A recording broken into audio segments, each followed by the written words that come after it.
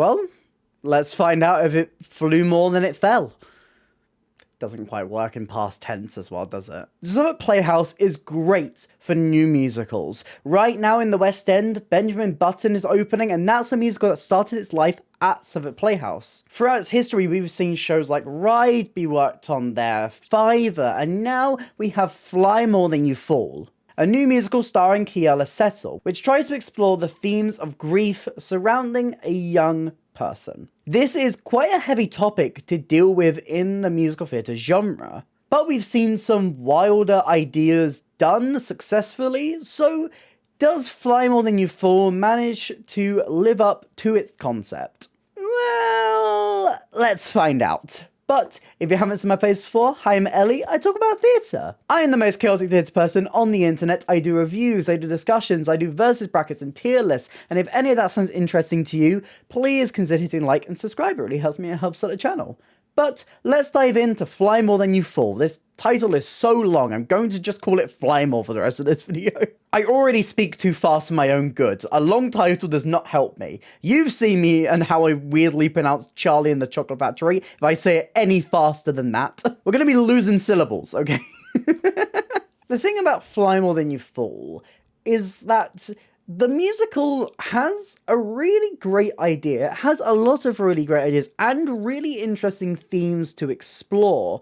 However, I find a lot of the time it kind of loses track of itself and weaves between a lot of these different plot points that it doesn't really manage to keep itself focused on the main ideas here. The biggest thing that lets this musical down, I feel, is its pace. It feels like we're rushing through a lot of these beats and a lot of these ideas that they have, that it never really manages to sit down and to dwell in a lot of the bigger emotions that this musical carries. As I said, these are great themes. Everyone in their life at some point will experience some form of grief. Everyone in their life has had someone leave them. And especially dealing with that and mixing that within this person, within this young person who has such a positive mindset, it is really, really interesting to see how they balance that, how they manage that. This musical explores Malia. She is a young, aspiring writer who is writing this story about a bird. This bird has a broken wing and can't fly, but she is determined to do so. So she climbs a mountain and is aiming to jump and fly off. She links it with this positive mantra that she truly believes in. That if you open up your mind, if you set yourself onto what you believe in, if you have a positive attitude, you will fly more than you fall. Yes, the title does get said a lot in this musical. Yes, if you did take a shot every time they did it, you would be on the floor within 20 minutes. But all of that positive mindset that Malia has and is channeling into her story is upturned when it's revealed that her mother has stage 4 cancer. This musical is very cleanly split into 2 acts. The first act exploring a lot of the shock of that moment, and Malia trying to balance the time that she has left with her mother. And Act 2 more so explores the theme of grief. And I feel like this is what I mean. It feels like it's almost 2 musicals kind of squashed together into one. There's enough kind of idea-wise in Act 1 for it to be an entire musical within itself, and the same can be said for Act 2. But because it's kind of jumping around all these ideas, and because it's got so many things to explore, it kind of loses itself. And actually, if you look at it plot-wise, not much actually happens throughout this musical. There's a lot of discussions about the emotions of the situation, there's a lot of discussions about the basics, but actually, fundamentally, not much happens plot-wise. It feels directionless in places. It feels like it struggles to know what to focus on and what can be kind of left to the side. Which is a shame when it's full of really, really interesting ideas and full of these themes and concepts that deserve proper and full exploration. Some of the ideas in this show feel like they're resolved a little bit too quickly. It feels like it doesn't have enough time to let it breathe in a way. And makes me wonder whether they should have just picked a full musical to talk about the plot of Act 1 or Act 2, because there's too much here to properly give full justice in just a 2-hour runtime to all of these ideas. Honestly, part of it feels like it would benefit from having an even longer runtime than 2 hours.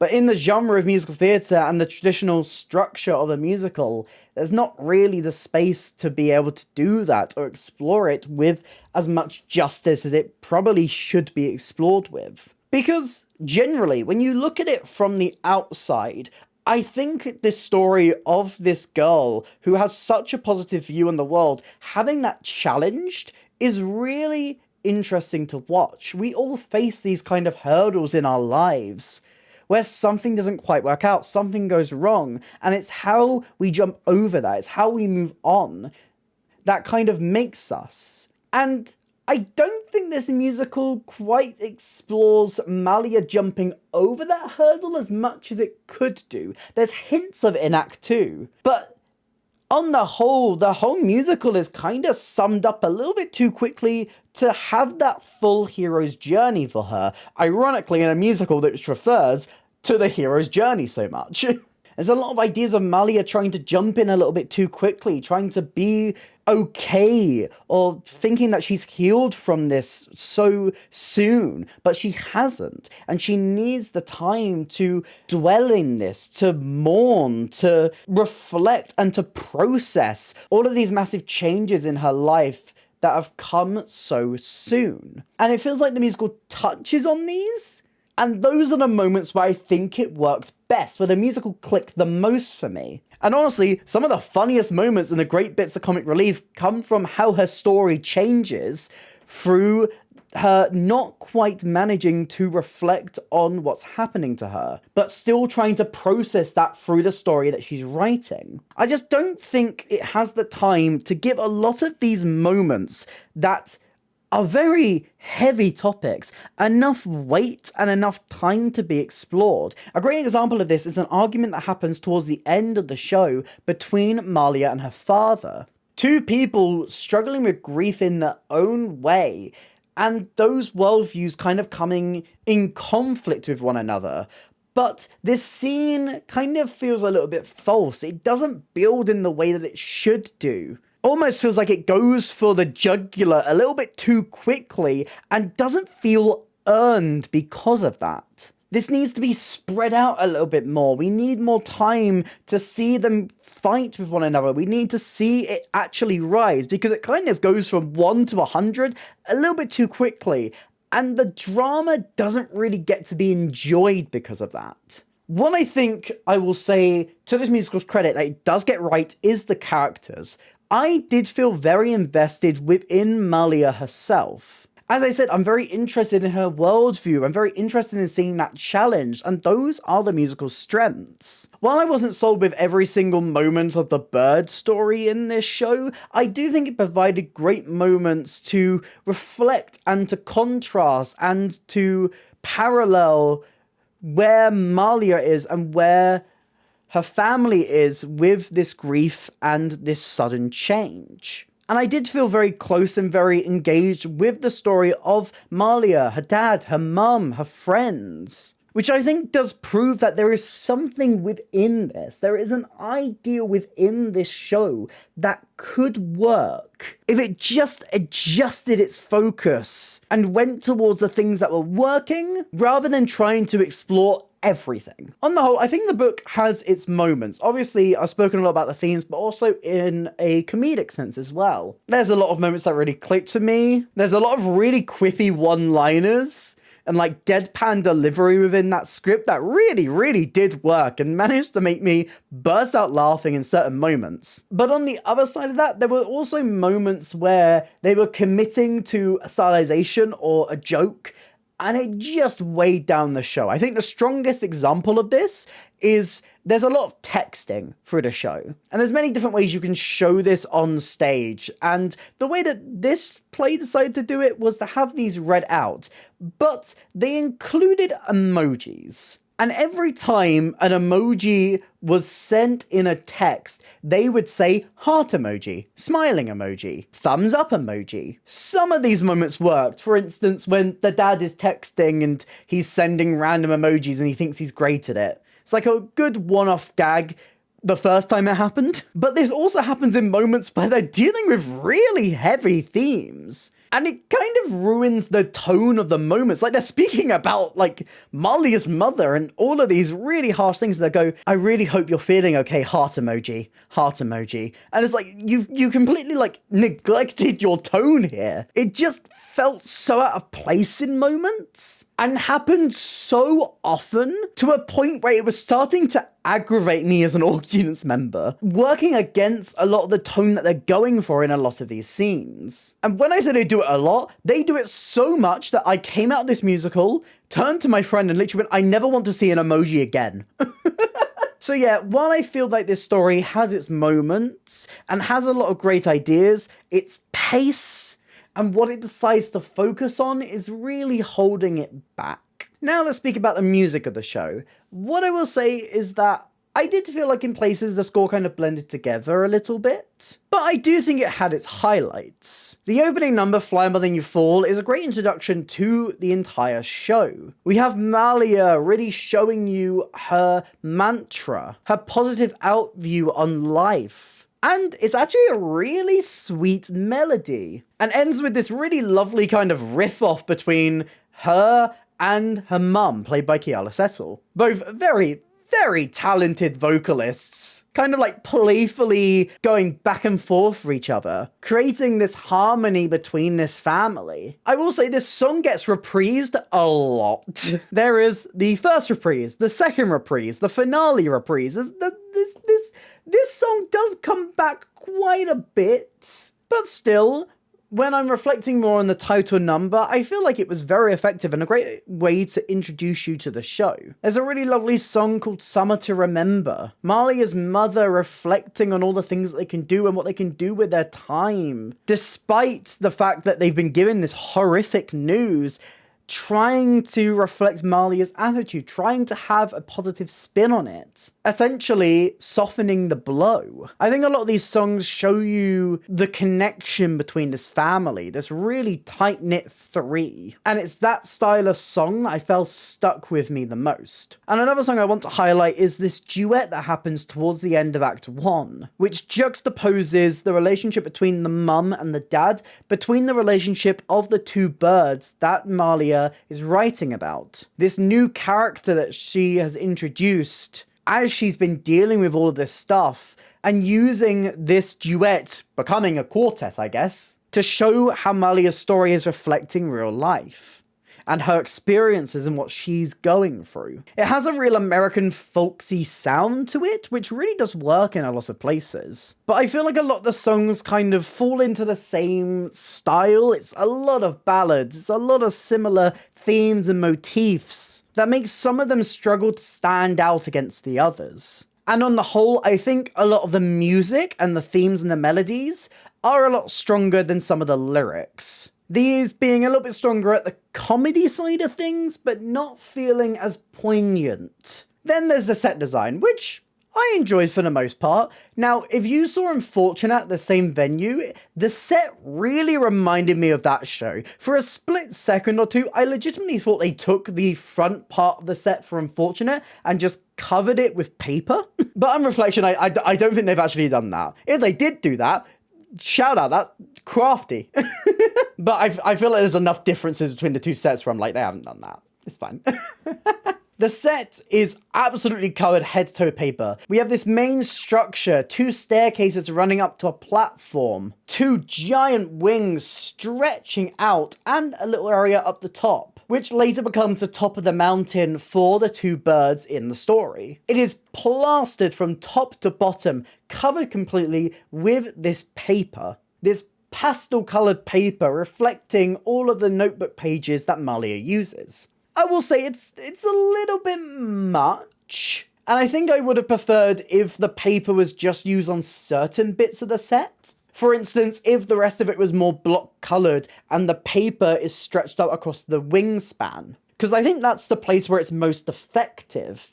With these sheets of paper almost like flying out, creating these wings at the side. But when everything is covered with the same thing, I don't think it quite has the impact it could have. I also think Because, especially in Act 1, a lot of the costumes that the characters are wearing reflect the same pastel colour scheme as the set does, it kind of gets lost and blurred all together on this same space. You know me, I love a pastel colour scheme, but I feel like it's a little bit too far in one direction. It is nice for Act 2 when a lot of the characters are dressed in a slightly darker colour scheme, allowing that contrast between the two.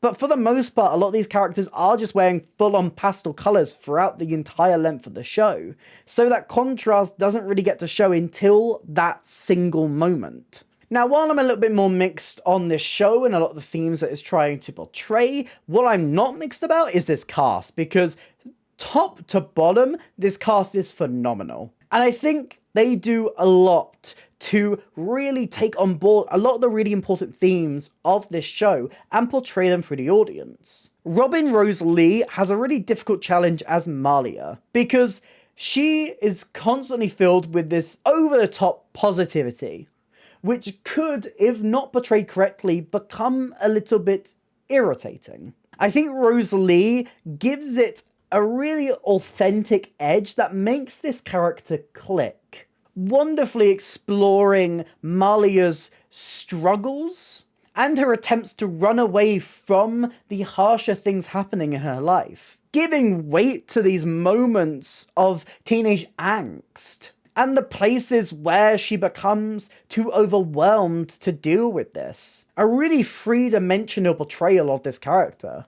Keala Settle is such a highlight, especially vocally. You get a real sense of the chemistry, especially, I'll give this note to all three of our family members. You really have a sense of chemistry between them. Despite the fact we don't see loads of it, you really get a sense of the relationship that these three family members have and the life that they have led all together before this show. As I said, Settle's vocals, phenomenal. And she carries so much fight in everything she does. Kevin Cornwall as the father is equally as strong.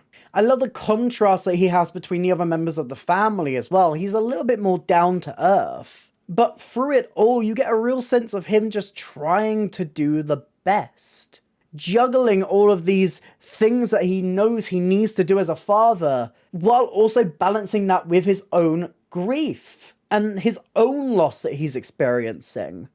Cornwall's performance portrays so much of that and creates this really, really sympathetic character, probably the most sympathetic character in this entire show. One of the key highlight performances of the night came from Max Gill as Caleb, a friend that Malia makes at camp, who has equally gone through similar hard experiences in life, who's constantly there holding out a hand to Malia, trying to help her process a lot of these really harsh emotions that she's going through. Gil balances that care with the comedic relief moments that they are given, creating this really well-rounded character. And then we have our birds.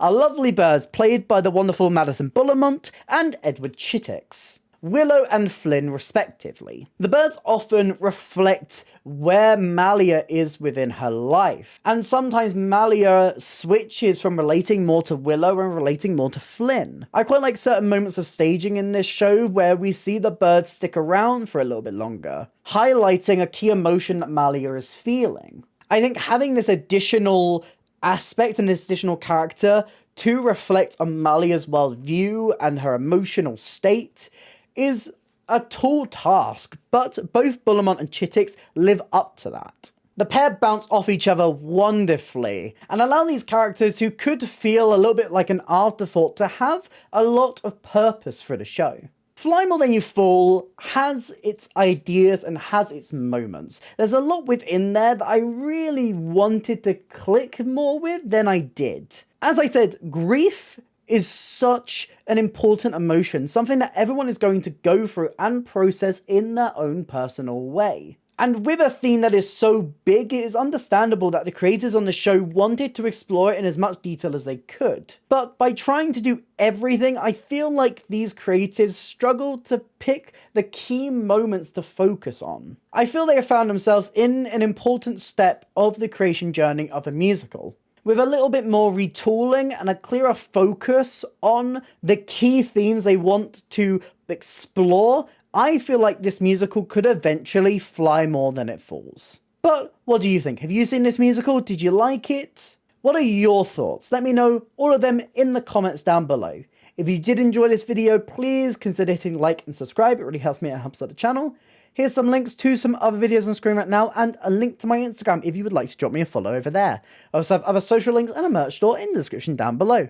But that's it for me today, and I hope to see you next time. Bye!